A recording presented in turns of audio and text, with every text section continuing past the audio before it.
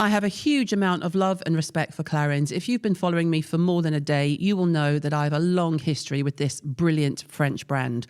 I first used them in my 20s, I worked for them in my 30s, and now I'm telling you about their brilliant new version of the iconic double serum. Unbelievably, now in its 9th generation and undoubtedly regaining its cult status, it is quite frankly a sensational upgrade. Rooted firmly in the performance Clarins is known for, double serum now targets signs of aging linked to lifestyle. Think pollution, blue light, sun damage and UV, with 5 new actives and a potent Provençal reed extract that tackle this head on. I love the luxe texture, the elevated peptide and squalane formula and the pack's innovative new dosage pump. Used daily as your treatment step, the results in 4 weeks are impressive. After 5 years of research and 6 patents to reach this version, it's absolutely been worth the wait. The Clarins crown is firmly back in position. Welcome back to Glad We Had This Chat, and welcome to the first episode in season 2 of our listeners' questions. I'm joined by the one and only Olivia Atwood. Olivia, are you ready? I'm ready. Okay, now this is a bit of a cheat. Okay. This question is from my team. Okay. Who I told that I was going to, I said, right, I'm going to be doing Olivia Atwood. Mm-hmm. Are you ready? What is your favourite thing to do with your Neverfull? There's never been a more popular question in our company Slack. They are obsessed. I mean, I guess if you follow me on Instagram or TikTok, you know what we're talking about. If you don't, you probably don't. Yeah. They were gifting these Neverfull bags, weren't they, to influencers. And Neverfull is a bag by Louis Vuitton. Yes. You'll know it if you see it. And I've had every colour variation they've ever made, and I still use mine. I was watching these influencers unbox their free Neverfulls with the heart rate of someone that was being hunted for sport, because I was so jealous. And my favourite thing to do with Neverfull is fill it full of crap and just drag it. I mean, you cannot fill it. It's there behind us, full of crap, and then just drag it from pillar to post, because it doesn't fill up. Did anyone ever get in touch from Louis Vuitton? No, it did not. And now I am advertising them again for free. Bastards. We'll put a little tag. I'll be like, excuse me, LV. Yeah, we need to find out who the PR for London is. I'm going to go to her house. I'm just going to watch her through the window. I'm joking. When they leave. Oh, that's a nice bag. Yeah. You're doing a gifting list, are you? I'd be messaging people who got one going, you haven't used that bag on socials. Yeah. You said you loved it. You were obsessed. Yeah. Quote. You haven't taken it anywhere. Obsessed. I've seen you at the airport. You've got a Chanello. Yeah. Miss thing, give it.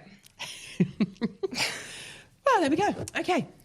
This is from Felicity in Barnsley. That name does not go with that town. It does not. No. Felicity in Barnsley.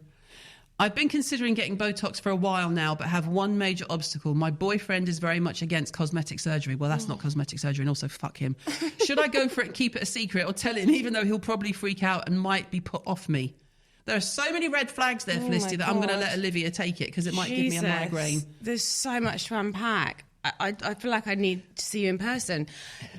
Why are you... I mean, I say this in my... Whys. Like, so many whys. I hold your hand when I say this, because when you're in a relationship and you respect your partner, you discuss things with them. I don't know why we're asking for permission to do things to our own face. If you want to have Botox, go and get Botox. And it's not cosmetic surgery.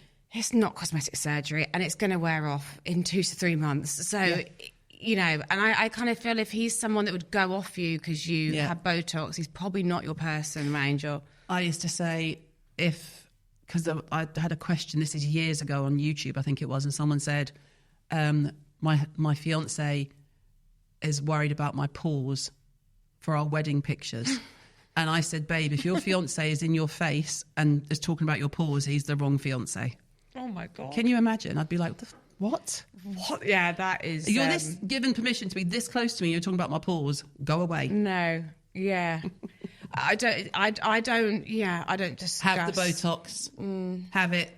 Have the Botox. Tell him, don't tell him. He won't even notice. No, he won't even notice. He won't notice. He would notice if you had a 5 ml injection of lip filler, but he's not going to notice Botox.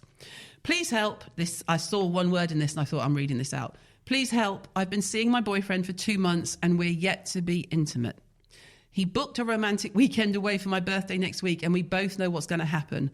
This week, to prepare, I went to my salon and had a Hollywood wax, but it went very wrong. They ended up ripping my fanny. Shut up. Blood all over the bed, and I ended up in A&E with stitches. I'm mortified. I can't tell him the truth as it's too embarrassing. Should I cancel the weekend away? Or what excuse can I give for not going to the next stage? Nikki in Reading. Just tell him. Well, first of all, that therapist should be struck off. Well, yeah.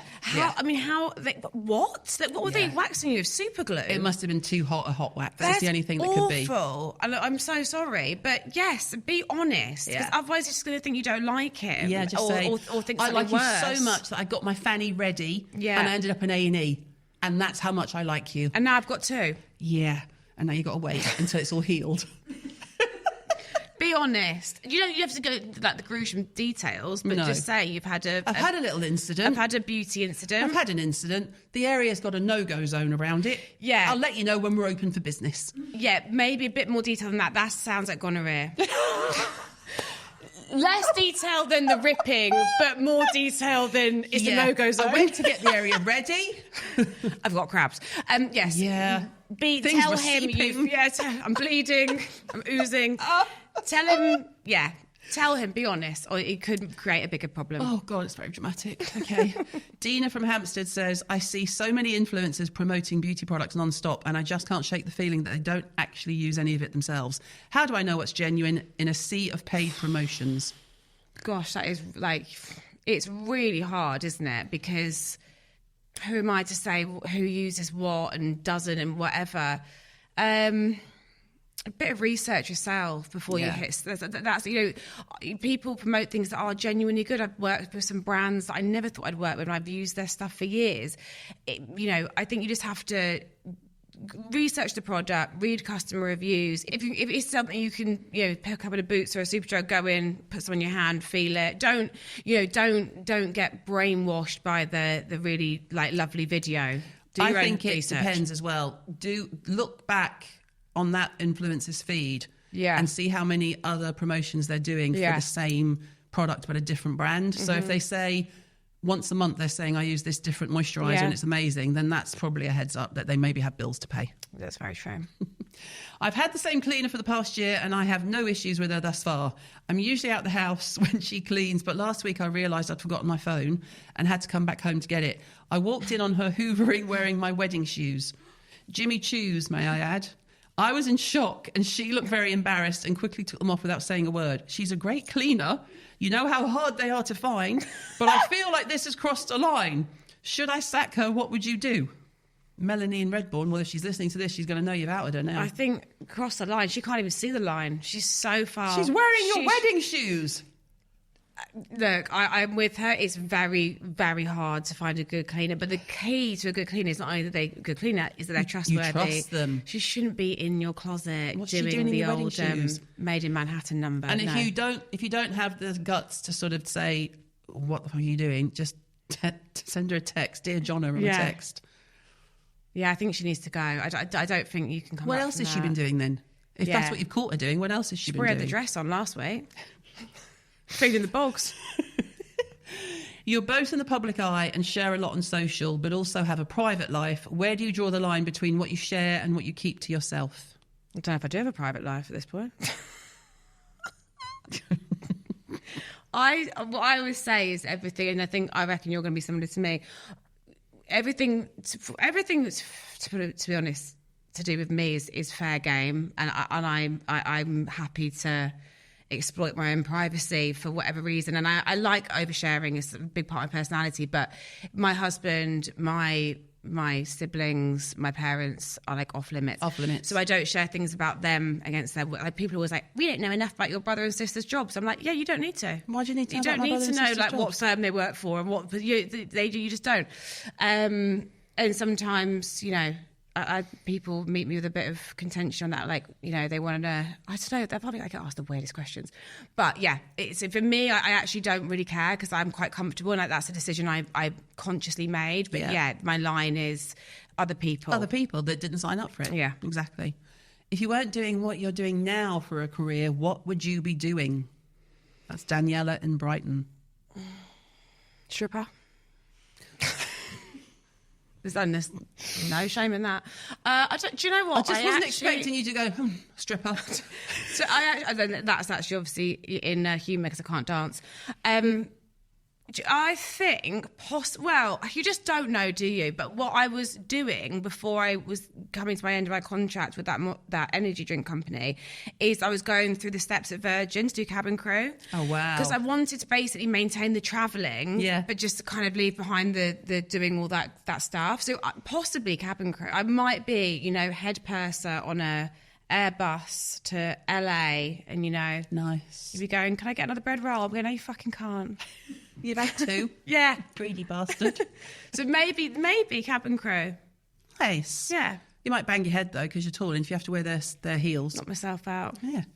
Okay, this or that. Ready? Yeah. Okay, boots or Superdrug? Boots. Bold eye or bold lip? Bold eye. Dewy or matte? Dewy. Obviously. Lipstick or lip gloss? Gloss. AM or PM routine? PM. Space and K or Sephora? Space and K. Makeup brush or makeup sponge? Brush. City break or country escape?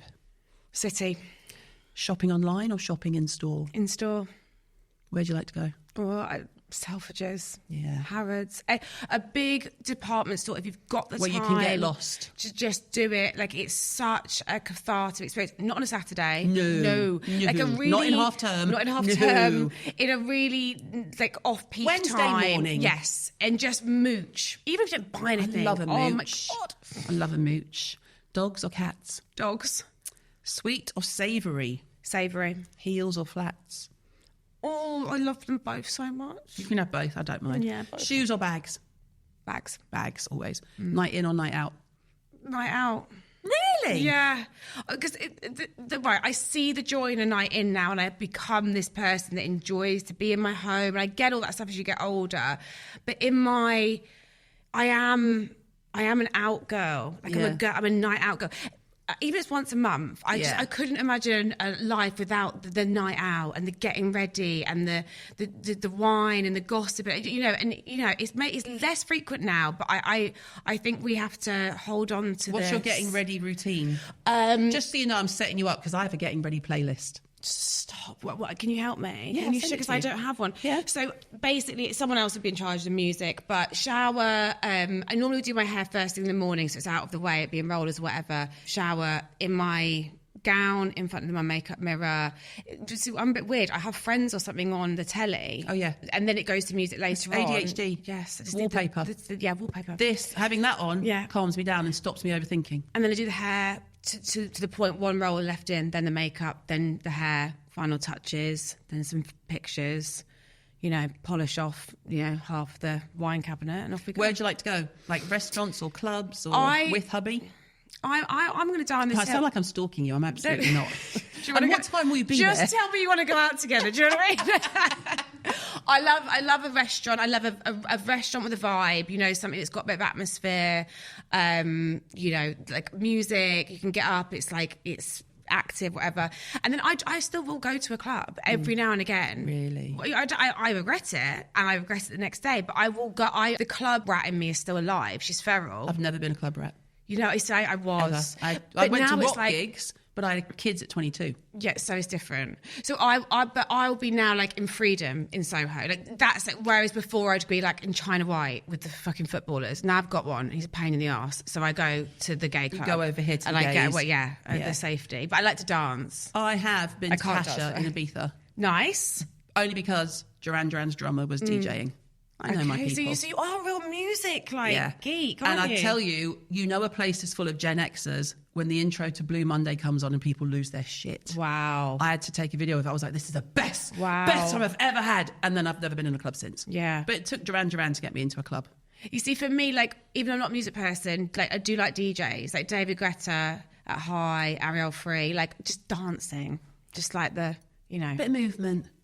Okay, really important question to finish off. First time ever on listeners' questions, but it's a question that comes up a lot in the office. Okay. Of life importance. Right. Olivia Atwood, what is your favourite sandwich? Oh, wow. It's be something chicken avocado-y. Nice. Chicken avocado. Bread. Like, if I'm going to be a snob about it, I'd prefer like a sourdough. Would you have sourdough in a sandwich? A toast, I get it, but not in a sandwich. It's too... If it needs to be heated, wouldn't it? I like a baguette, warm baguette, bit of butter. Nice. And someone always goes, So there's this amazing restaurant on the cliffs in Spain, and it's a 12-course taste menu. I'm like, you're a fucking liar.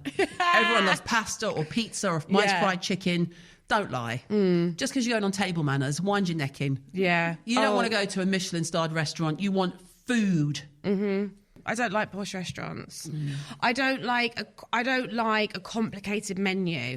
Like, you know, you just go in and it's like you see the first things like, I don't know, fucking pigeon or fucking like leg of kangaroo. I'm like, no. It's just like, give me a fucking chicken Caesar salad. Yeah.